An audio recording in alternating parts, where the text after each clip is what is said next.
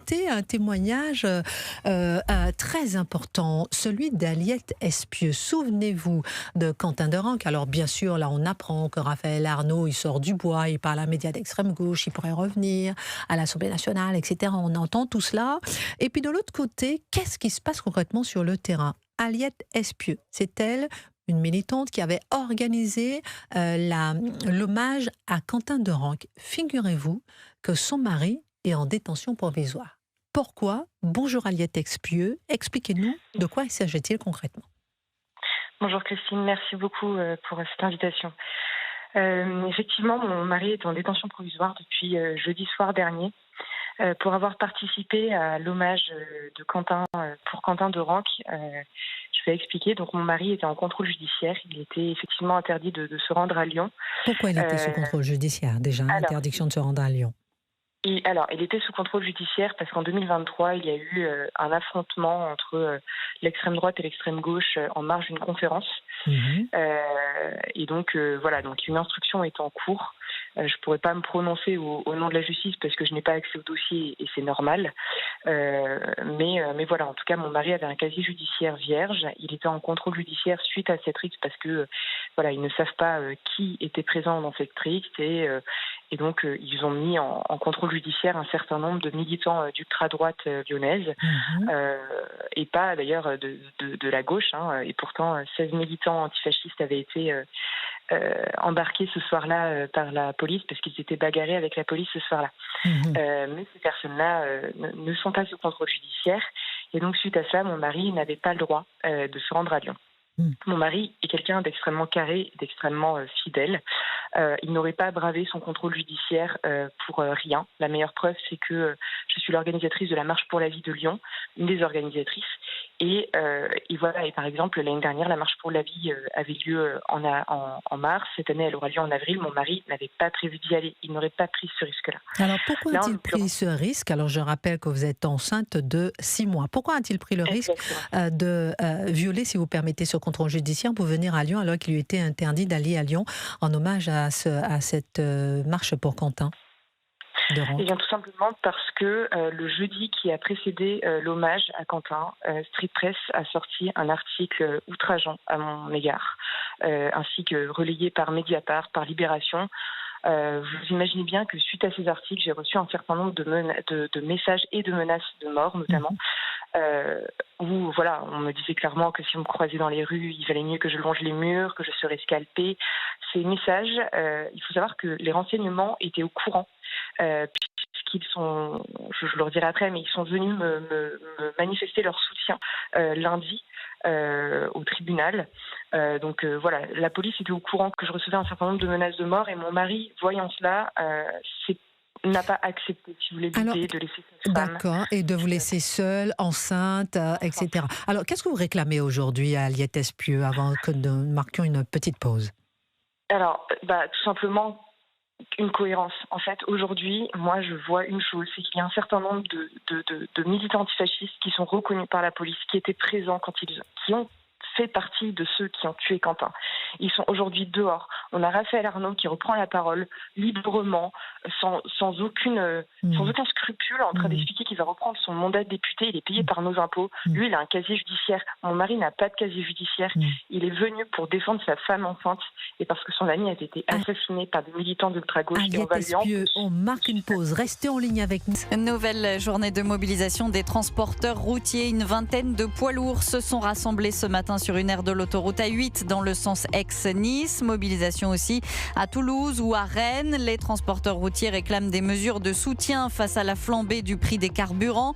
Le prix du gazole bat des records à 2,19 € le litre en moyenne. Le samplon 95 E10 a atteint aujourd'hui la barre symbolique des 2 €. Le groupe Total Énergie, qui a plafonné ses prix en station, fait face à des tensions d'approvisionnement. Moins de 10% des stations sont en rupture totale ou partielle précise Maude Bréjon. Mais la porte-parole du gouvernement prévient, il n'y a pas de risque de pénurie de carburant en France. C'est dans ce contexte que Sébastien Lecornu a convoqué ce matin à Matignon une réunion de crise. Le Premier ministre veut utiliser les surplus de taxes sur les carburants pour électrifier l'économie et moins dépendre des hydrocarbures importés. Sébastien Lecornu a déjà demandé à son gouvernement d'identifier les actions prioritaires à mettre en place.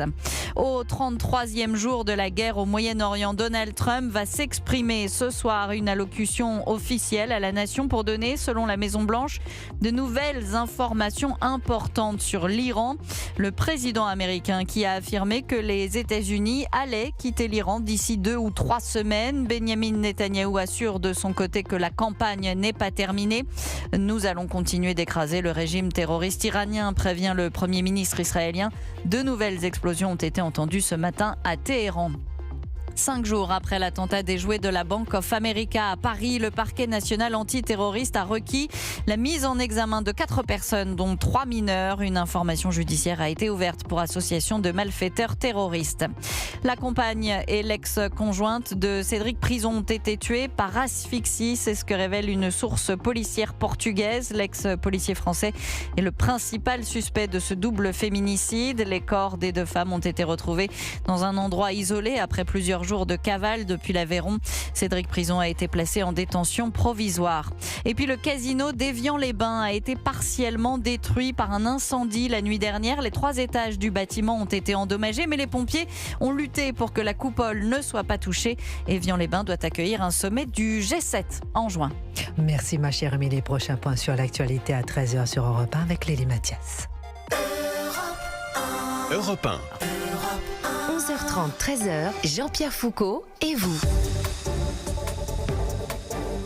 Ah, petit poisson. D'accord, je me dis, mais c'est quoi ces histoires? Attention à la régie, hein, vous n'aurez pas de chocolat, vous êtes Petit gentil. poisson d'avril de la régie, chère Christine. Jean-Pierre Foucault et vous, remarquez, ça m'irait très très bien. Jean-Pierre Foucault qui revient d'ailleurs le 20 avril dans Culture Média, voilà, entre 10h et 11h30. J'ai halluciné, merci infiniment. Vous avez vu, je reste quand même assez calme. Oui. Quand même. Il est 12h33, bientôt 34 sur Europe 1. Merci infiniment d'être avec nous.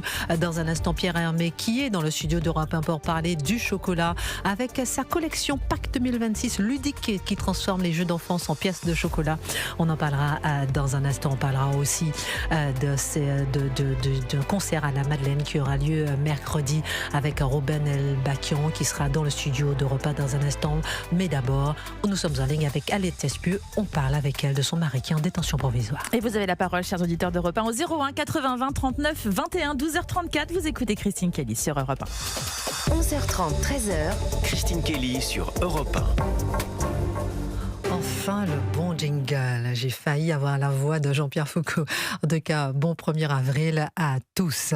Aliette Espieux, vous êtes une mère de famille, vous êtes enceinte de 6 mois, vous êtes une militante, vous avez organisé la marche, le rassemblement en hommage à Quentin de Ranc, et vous nous avez appelé pour témoigner de votre surprise de voir votre mari en détention provisoire, lui qui a un casier vierge, lui qui n'a rien fait, lui, vous dites, qui est une sorte d'injustice que de le mettre en détention provisoire, alors qu'il y a beaucoup de militants antifa qui auraient, selon vous, participé de loin ou de près à cet assassinat de Quentin de Ranc et qui sont en liberté totale, et cela vous choque et vous vouliez en témoigner, Aliette Espieux. Oui, bien sûr, d'autant plus que, voilà, tout à l'heure, Europe 1 l'a mentionné dans les infos, en général, en détention provisoire, on n'envoie pas des personnes, si vous voulez, qui ont un casier vierge, qui sont dangereuses pour la société. Enfin, on envoie des personnes qui sont typiquement des violeurs récidivistes, des criminels, des meurtriers. Mon mari, aujourd'hui, il dort au milieu de ces gens-là, alors qu'en fait, il n'a pas de casier et que sa seule volonté, c'était de protéger sa femme enceinte, encore une fois, qui recevait des menaces de mort parce qu'elle était l'organisatrice de l'hommage à Quentin de Ranc. Donc, si vous voulez, il y a quelque chose que je ne comprends pas, c'est que mon mari n'a pas caché sa présence.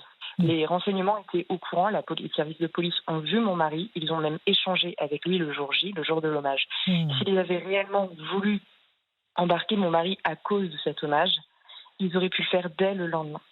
Sauf que suite à ça, il y a eu une telle pression médiatique, notamment de certains politiciens de gauche, demandant sa réincarcération, personnes qui ont mis beaucoup d'énergie pour demander la réincarcération de mon mari, mais qui n'en ont pas beaucoup mis, extrêmement bizarrement, pour demander justice pour Quentin. Et suite à ça, un mois plus tard, on se retrouve avec mon mari en détention. Je veux quand même préciser quelque chose, c'est que mon mari est tellement violent et tellement un affreux personnage que les services de police ont appelé il y a une semaine exactement pour lui demander si éventuellement il pourrait être auditionné quant à sa présence. Il a accepté évidemment. Je l'ai accompagné jeudi matin dernier pour qu'il puisse échanger avec la police. Si vous voulez, si c'était quelqu'un de dangereux, il serait venu le chercher de façon extrêmement violente.